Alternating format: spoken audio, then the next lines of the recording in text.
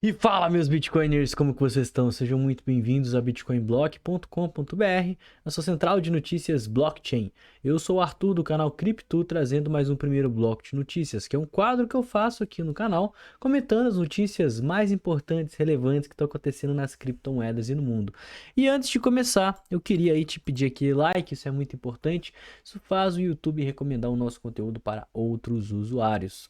Mercado caindo, Bitcoin nos 60 mil dólares. E a gente vai falar sobre essa queda. Afinal de contas, os ativos de proteção, tal como ouro, tal como petróleo, commodities, estão disparando e o Bitcoin está despencando. Será que o Bitcoin realmente é uma reserva de valor? É isso que a gente vai discutir daqui a pouquinho. Vamos falar sobre o novo recorde que os ETFs de Bitcoin atingiram, estando aí nos top 10 ETFs maiores da última década. E por falar em ETF, a gente já tem a próxima favorita que deve ter o seu ETF lançado, a XRP. Bitwise entrou com pedido na SEC e vamos falar de tudo isso e muito mais daqui a pouquinho. Então, galera, não esquece do like, verifica sua inscrição aqui no canal. E nesse exato momento, pessoal, o Bitcoin aí nos 60.300 dólares, caindo 2% e puxando várias criptos para baixo. O próprio XRP, que a gente vai falar dele aqui daqui a pouquinho, está caindo 6%. Nier e Render estão liderando as perdas, enquanto o Ethereum voltou para a região dos 2.300 e a maior parte das criptos sim estão operando em um cenário de baixa. Bitcoin cai, derruba as altcoins. E será mesmo que o Bitcoin é um ativo de proteção de capital? Afinal de contas, o ouro está se recuperando, está nas máximas históricas, enquanto Israel promete um retorno ao ataque do Irã. Se você acompanha esse canal, você sabe que nessa semana teve um ataque aí do Irã contra Israel e a gente cobriu esse ataque em primeira mão, falando dos impactos possíveis para as criptomoedas, para as ações. Colocamos, né, historicamente o que acontece quando a gente tem instabilidades geopolíticas. E o que está acontecendo é que commodities, incluindo o petróleo bruto e o ouro, subiram com essas tensões aumentando no Oriente Médio, enquanto o Bitcoin está indo na direção oposta, levando justamente o questionamento: será que ele realmente é um ativo de refúgio seguro? Será que o Bitcoin ele é imune às crises, uma vez que o Bitcoin era para estar sendo visto como um ativo de proteção patrimonial, então ele deveria subir em épocas de incerteza. E a realidade, pessoal, é que por mais que os seus fundamentos levem a esse fato, o Bitcoin ele ainda é visto por muitos como um ativo volátil, tá? Um ativo aí que ele pode ser manipulado, ele passa por muita volatilidade. Muitos investidores tratam ele como um ativo de risco. Então, quando a gente tem instabilidades, as pessoas eles saem do risco, elas têm aversão ao risco e vão para ativos mais estáveis, tal como o petróleo, que o petróleo tende a subir em épocas de crise, tal como o ouro, que o ouro é um ativo que varia menos, então as pessoas compram ouro para não ter tantas variações assim. E como o Bitcoin, por mais que seu fundamento ele tenha a base de ser inconfiscável, de ser transacionado ao redor do mundo, não sofrer inflação, ele ainda tem um capital de mercado relativamente baixo para estar nessas classes de ativos seguros e menos voláteis. Então é algo que, fundamentalmente falando, sim, quedas no Bitcoin acontecem, mas quanto mais Bitcoin você tiver, você vai estar imune a todas essas questões. Porém, como ele ainda não tem tanto dinheiro dentro dele, isso faz com que ele fique mais volátil. Ele sendo mais volátil, as pessoas ficam com medo dessas movimentações, vendem e aí o preço dele cai, certo? Então, resumindo, galera, quedas são oportunidades. A gente está falando disso há bastante tempo. E, sinceramente, um Bitcoin que há um mês atrás estava nos 53 mil dólares, 2 meses atrás estava nos 49 mil dólares, algumas semanas atrás chegou nos 65 e agora está nos 60, para mim ele não está caindo. Ele está passando por uma correção, mas ele não está caindo. Ele está numa tendência de alta.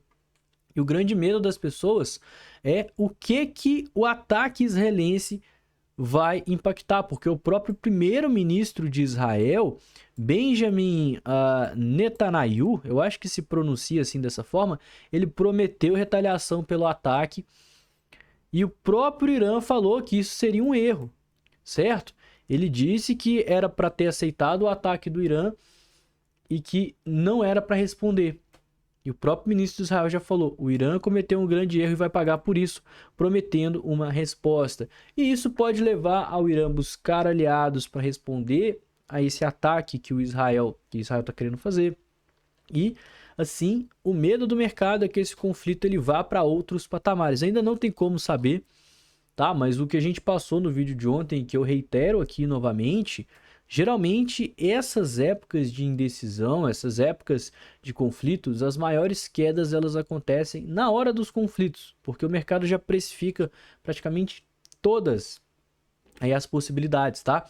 Eu acho que só se a gente tiver uma escalada maior, os Estados Unidos entrando nessa guerra, ou então a China, a Coreia do Norte, a Rússia, que também eu nem sei, né, se tem tanto poder bélico assim, para bater de frente com os Estados Unidos, talvez traria um impacto. Mas os conflitos entre Israel e Irã, não acho que o mercado pode chegar a cair muito mais do que ele vai cair agora.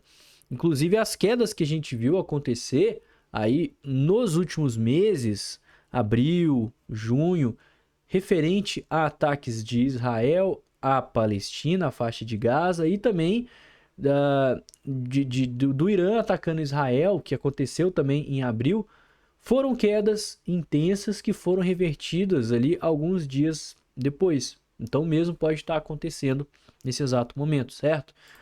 E além do mais, no meio de tudo isso, a gente tem um novo recorde para dois ETFs de Bitcoin. O ETF da BlackRock e o ETF da Fidelity. Eles estão entre os 10 principais ETFs lançados na última década por total de ativos. Juntos, somam 34,2 bilhões de dólares, estando em quarta posição o IBIT da BlackRock, enquanto o FBTC da Fidelity está na nona posição. Para você ter uma ideia, quem está em primeiro lugar é o GEP, que é o ETF Equity Premium Income, do JP Morgan, que foi lançado em 2020 e tem aí 35 bilhões de dólares em ativos. Em segundo lugar, a gente tem o QQQM, que é o ETF Nasdaq 100. Ele vai replicar aí a performance da Nasdaq com 33 bilhões. Então pensa, se a BlackRock ela está com 23 bilhões, ela está chegando próximo dos maiores ETFs lançados na última década. E vale falar que as gestoras BlackRock e Fidelity, elas ainda não estão disponíveis nas maiores corretoras do país, certo? Elas estão na Bolsa de Valores, mas só algumas corretoras para casos específicos, clientes específicos, disponibilizam esses produtos que são considerados aí produtos um pouco mais arriscados e também devido à falta de clareza regulatória no mercado de criptomoedas. Então, o que os analistas estão falando é que quando os ETFs de Bitcoin forem aí para as maiores corretoras do país e tiverem disponíveis para um maior público, para entrar no portfólio dos investidores, a gente pode ver um crescimento ainda maior, ou melhor, muito maior do que esse que está acontecendo. Então, o potencial dos ETFs para os próximos anos é algo assim astronômico, tá? Então esse dinheiro que está entrando agora é só a ponta do iceberg, pessoal. E por falar em ETFs, a gente já falou que várias vezes da XRP, que eu particularmente acredito que será a próxima grande aposta das gestoras, e a gente já está começando a ver isso acontecer. A Bitwise, que é uma das gestoras do ETF de Bitcoin e de Ethereum, fez um pedido para lançar um ETF de XRP agora nessa semana. Esse ETF, ele vem aí chegando no mercado depois que os ETFs de Bitcoin e Ethereum foram aprovados pela SEC e depois que a XRP venceu um processo recentemente, cujo qual a gente também cobriu em primeira mão aqui no canal. Óbvio, agora vai começar toda aquela maratona da SEC resolver se ela vai aprovar ou não.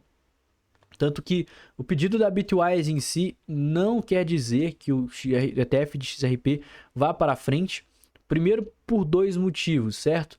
Primeiro, porque várias dessas gestoras, elas já vêm tentando fazer pedidos de Bitcoin e Ethereum há muito tempo. Só quando a BlackRock de fato entrou que a gente teve as aprovações de ambos. Então, eu acho que qualquer gestora fazer pedido de ETF não é uma certeza tão grande igual a gente teve com o Bitcoin e com o Ethereum no ano passado, porque a BlackRock ainda não está no meio.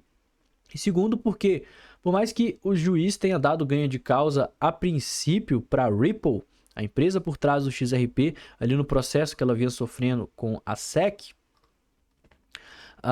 não tem nenhuma garantia de que o ETF irá passar, até mesmo porque é a SEC quem aprova o ETF e a SEC ela está em um atual processo contra a XRP, que por mais que, igual eu falei, o juiz tenha decidido, né, que parte do XRP são valores imobiliários e o outro não, o que foi considerado uma excelente vitória para o setor de criptomoedas, a decisão final, se o XRP ele pode ser um valor imobiliário ou se ele vai ser uma commodity, ainda não foi legalmente decidido.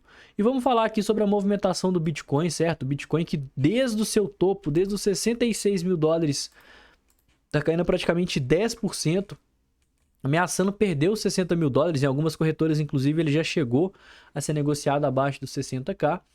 Mas, galera, se a gente olhar todo o contexto aqui, muitas pessoas estão de olho nesse pequeno movimento de queda. Mas quando a gente olha toda a figura, olha o que o Bitcoin fez ao longo aí dos últimos 30 dias. Ele subiu 26%. E o que são quedas dentro de um padrão onde o Bitcoin normalmente passa por valorizações e tem essas quedas expressivas para logo em seguida passar por uma valorização novamente. Ele já está fazendo esses movimentos de subida e queda desde março, pessoal. Então, ele não está fazendo nada diferente do que ele já está fazendo há mais de 200 dias. E se a gente parar para pensar, todas essas quedas que a gente viu recentemente, todas elas meio que tiveram um motivo. E várias delas, a de abril, a de junho, parte aí da queda de agosto, foram ligadas à questão da guerra no Oriente Médio. Olha o que foi uma queda de guerra no Oriente Médio e olha o que está sendo agora. Cada vez menos essas notícias de guerra têm impactos relativos no mercado. Ainda mais com o S&P 500 na máxima histórica, próxima às máximas históricas. Estados Unidos fazendo corte na taxa de juros. Essas quedas elas vão trazer para a gente excelentes oportunidades aí de acumulação. A primeira está acontecendo agora, porque a gente tem o Bitcoin testando o 618, uma região importante de Fibonacci dessa última pernada de alta que ele fez. E se a gente pegar a retração inteira desse movimento, a gente está começando a entrar agora nas regiões de Fibonacci. Então, qual que é a minha estratégia? A gente está rompendo uma cunha descendente, tá? Cunhas descendentes, sim, geralmente rompem para cima. Caso a gente venha a ter uma retração maior, eu vou aumentar a exposição aqui próximo aos 57 mil dólares, que é um suporte relevante, é onde a gente tem aqui um fundo prévio, é onde a gente tem liquidez dentro das corretoras, eu mostrei isso nessa semana para vocês, e é onde a gente tem um nível importantíssimo de Fibonacci. E eu já fiz uma entrada agora também próximo aos 61.500 dólares. Então eu já estou começando a me posicionar nessa queda, porque para mim quedas são oportunidades. E vou guardar capital para fazer mais uma entrada próximo aos 57k. Por mais que essa queda no curto prazo ela seja de certa forma intensa, no médio e longo prazo não é nada além do que o Bitcoin já vem fazendo desde março. Inclusive é uma queda até tranquila, comparada às últimas que a gente viu acontecer nos últimos meses, certo? Então com isso eu vou ficando por aqui, espero que você tenha gostado desse vídeo, dessa análise. Não esquece aí de deixar o like, verificar a sua inscrição aqui no canal. Eu vou ficando por aqui, tenha um excelente dia, uma ótima semana e valeu, galera, falou!